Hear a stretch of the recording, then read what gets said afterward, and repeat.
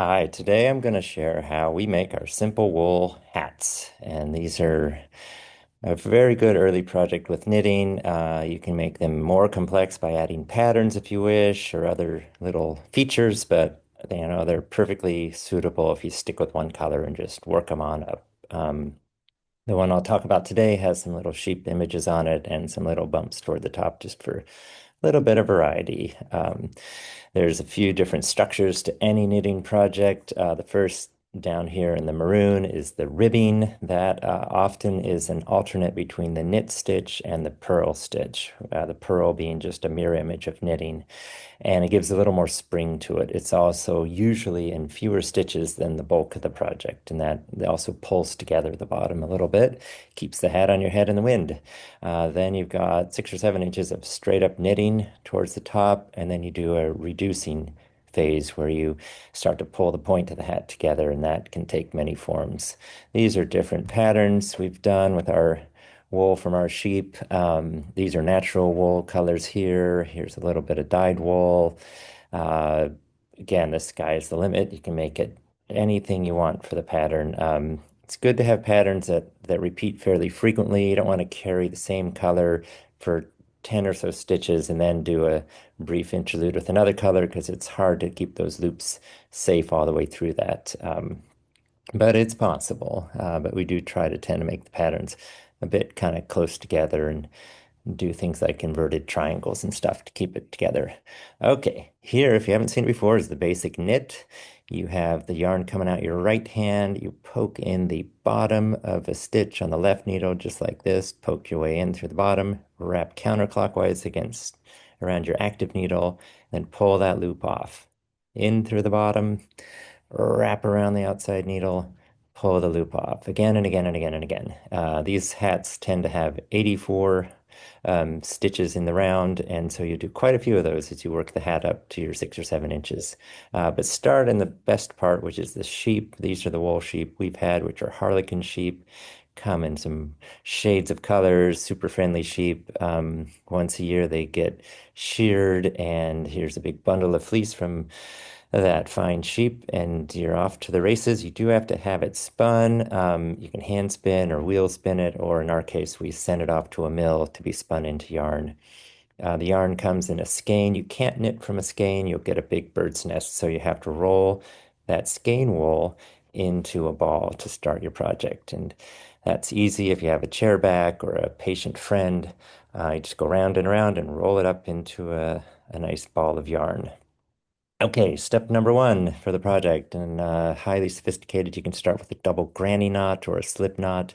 You just have to make one loop. That's your very first loop of your project right there. And you come in with the right needle and poke through the bottom of that loop, and you do a knit stitch. So this first round, keep it nice and loose, not so tight there. Knit stitch, and the trick here is you put that knitted loop back on the left needle and then knit into it again.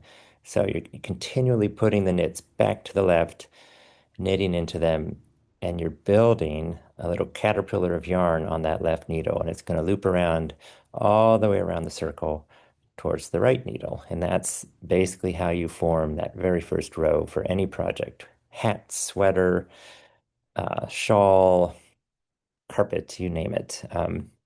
You can count those loops as they form if it makes you feel good, but really, there'll be time enough for counting when the knitting's done, as they say. I think Kenny Rogers almost said that. And so you just work it around till you feel like it's about as much as your hat could be. It's worked around towards the other needle. And then at the end of all that, you will have a base for starting off your hat. And here's 12 or so going on. And you can count them as you go, but you'll get a feel pretty quickly when you're getting close to the end. And this is the end. You now have a long stretch of 72 loops, and you have to join that together to make your first circle. So you join in with a knit, and the ribbing, as I showed before, has a knit and purl structure. So there's two knits in a row. Now for the purl, you pull the yarn to the front, knit in through the top of a loop, and then pull it off. So knit into the top of the loop and pull it off. So let's go through in slow-mo. So that's a regular knit. Here is a regular knit through the bottom, counterclockwise around the active needle, and pull it off that way. Okay, super cinchy. A pearl, you need to pull that yarn in front of your active needle like that. Now poke that right needle into the top of the next loop like that. And then it's the same motion. Counterclockwise, wrap it around your active needle, a little bit of tension, and pull it off the left needle like that. That's super cinchy. You can alternate two knits and two pearls. It's a common way, or one knit and one pearl, just to give a little spring in it. Here it is again. Pull the yarn to the front for a pearl and poke it right in there through the top of that next loop. Um, it makes an exact mirror image on this side of the knit stitch. It's very handy to know both the purl and the knit.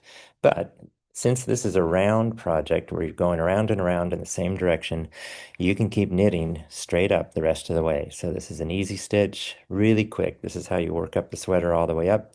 If you want to get more interesting, you start to think of doing patterns or ways to make your project a little more interesting. And anything you can sketch out on a piece of graph paper can be turned into a knitted pattern with two or three colors, probably more. I don't think I've dared to go above three, but sketch it out. And then there is a little counting involved. There's a leg going on there, and then some white yarn, but not that much, you know. You just have to think as you're going along and watch your graph paper. Then eventually you see the shape form, whether it's an animal or a snowflake, and then it's pretty easy to know when to add a new color. Again, you don't want super long stretches of the same color. If you do have a long stretch, you want to loop that secondary color, the background color, in behind the yarn. You don't knit with it, you don't see it, but that keeps the other color kind of close to the active needle and traveling along with you. So you basically take your active color and loop it around behind the scenes and then work with it again. And that keeps from having huge loops. It works up really quickly. This is the home stretch now. You've gone up all the way to the top of the hat and time for celebration. Maybe added another little color burst toward the top, but you can do whatever you want, whatever your loved one wants for their hat. And in this round, this is called a marker round. You want to put a little loop in at the start of your round. And since we're doing 84 stitches, every 21 stitches, you'll add a second little marker loop. And it can be a different color than the first because that first one will trigger different decisions as you go by. So cruise along, 21 stitches, add another one, and then all the way around. So you end up with four colored markers on your round. And that's it. No other changes on this round. You're basically just setting the stage for what comes next. And what comes next is the grand finale of your project. You're going to be, you know, time to celebrate, time to get this thing ready for its owner, its wearer, and wrapped up, ready for another project. So loop it around this way, adding those markers. Um, Again, at some point, as you get around to the last marker, you will want to assess the project, kind of say, hey, am I there? It's really not too much you can do about the size of your hat at this point. If it looks too short, though, that's certainly a time to back off and do a bunch more straight rounds. It's not too late for that.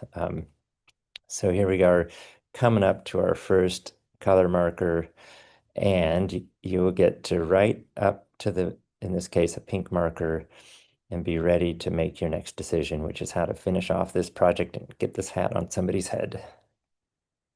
In this case, there's three more stitches left. Take that last one out of that third one out of there. So you have two stitches in the marker. And again, take a look at things. You can actually put it on your head. Make sure you're happy with the height of the hat. I guess if it's too long, you can shorten it, take out a row or a few rows of stitches, but add some more length if you want a more of a stocking cap. And here it is. The reduction involves knitting two loops together. So a knit two together is like that, ends up with one, slide your marker over.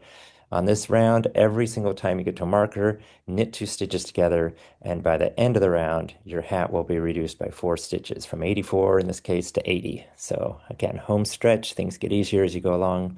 We usually do 8 rounds of alternating, a reduction round and then a straight up round where you just slide the markers and don't do anything different from your knit. And then after that, 8 rounds, paired rounds, you reduce every single time you hit a marker. So kind of adds the right contour for the peak of a hat if you do that. And eventually you get down to about 20, 22 stitches, and that's the time when you get to take your hat off its knitting needles. You can use a yarn needle like this. You can actually use your fingers. It's very tedious if you can't find a yarn needle in the house, or a nail perhaps with a head. Tie that yarn on, and the idea is you're basically shifting the loops of yarn from the knitting needles to this yarn needle, and eventually you're going to have a stretch of yarn that you just pull through and cinch it up like a bag, and your hat is done. That's it. You have to tie off a few knots, maybe clean up some stray yarn lengths by sewing them in, and you are ready to put this hat on somebody's head and go off and stay warm. We do have wool and some hat kits at AWOoLFarm, and we're happy to talk to you about those. Thanks very much and have a great day.